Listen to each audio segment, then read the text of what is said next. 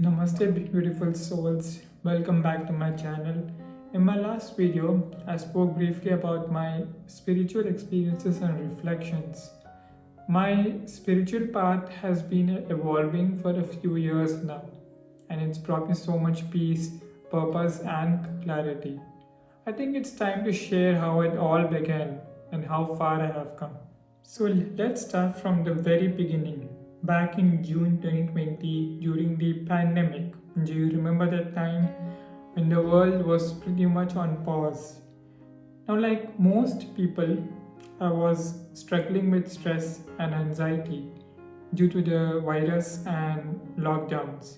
So, I needed some kind of escape, a way to calm my mind.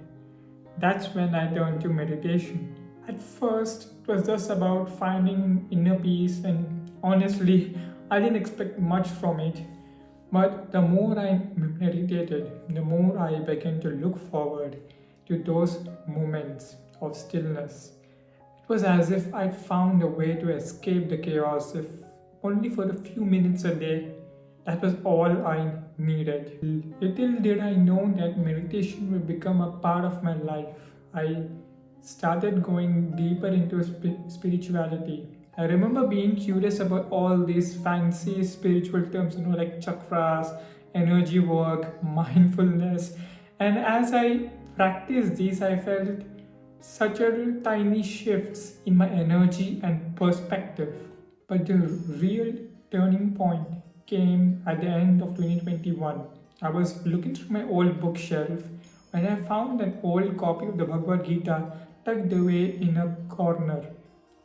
Honestly, I have no idea why I picked it up. Maybe that had been there for years. Maybe it was gifted to my parents. But that day, something told me to just give it a try. Sure, why not? Now, this copy of the Gita, let's just say it didn't click with me, but I still wanted to read it. So I went online, did some research, and ordered a version that felt right. Now, when it arrived, I started reading it immediately. And to my surprise, I was hooked. See, Sri Krishna's wisdom, written thousands of years ago, was somehow still so relevant. Like he was just standing beside me and giving me advice. Now, this is when my devotion to Sri Krishna began. His teachings were life lessons, not just spiritual advice. And slowly, my whole outlook started to shift completely. I started following more spiritual content online, watching his courses, and learning more about Sri Krishna's teachings. Now, it wasn't long before I found myself drawn to visiting these temples and holy places. It's funny how life changes, isn't it? I used to dream of vacation spots or places to relax. But now here I am dreaming of visiting holy cities and temples across India. But that does not mean my journey started there. I'd always been drawn to Bhagwan Shiva, especially through my meditation practice. Shiva is the Adi Yogi, the original yogi, and I believe anyone who meditates deeply will feel a connection to him at some point.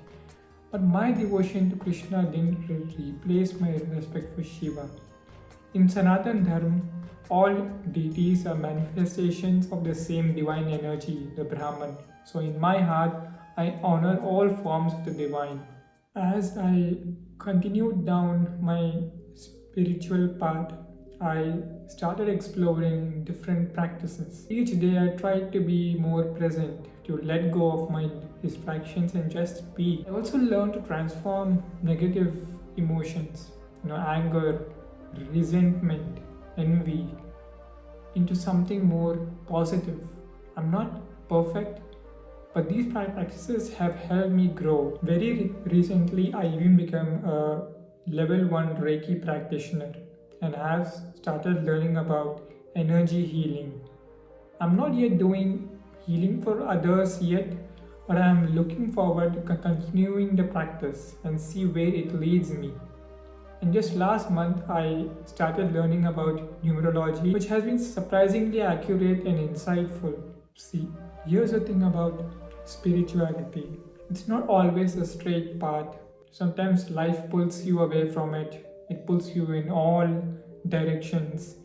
You get caught up in the daily grind or the distractions, and then before you know it, you have drifted. What I have learned is that when you are meant to be on this path, life has a way of pulling you back. And that's what happened to me over and over and over again. Now, each time I tried to step away or got distracted, something would happen that nudged me back towards spirituality. It could be a challenge, a stressful situation, a gut feeling, sometimes even a moment of pure joy. And eventually I stopped resisting. I realized that spirituality wasn't something I needed to chase or fit into my schedule or my calendar. It was simply the way I was meant to live, I had to be. It was just as simple as that. It is not something I just practice anymore. Like I said, it's a part of my daily life, my everyday interactions, and my approach to everything. And while I'm far from perfect, I found a sense of peace in just living authentically and accepting whatever comes my way. The journey of spirituality and life in general is truly yours to discover. And it's not always a straight line. Sometimes life will pull you in different directions, like I said, but trust that it will always guide you back to where you're meant to be.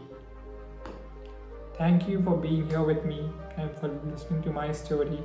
I hope it inspires you on your spiritual journey. Until next time, I wish you peace, growth, and clarity on your spiritual path. May we continue to learn, evolve, and find joy along the way. Namaste.